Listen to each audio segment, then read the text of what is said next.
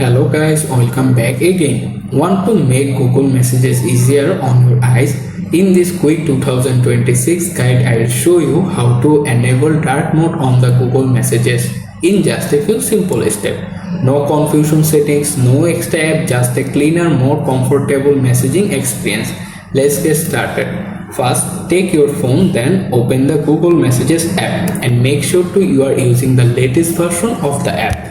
After the app is open, look for the top right corner. Here you can see your profile icon there. Tap to open it. After that, scroll down to the bottom, go to the Messages settings option.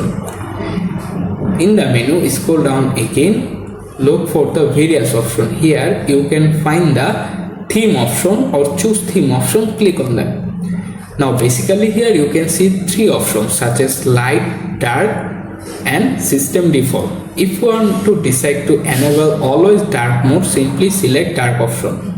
Then confirm by tapping OK.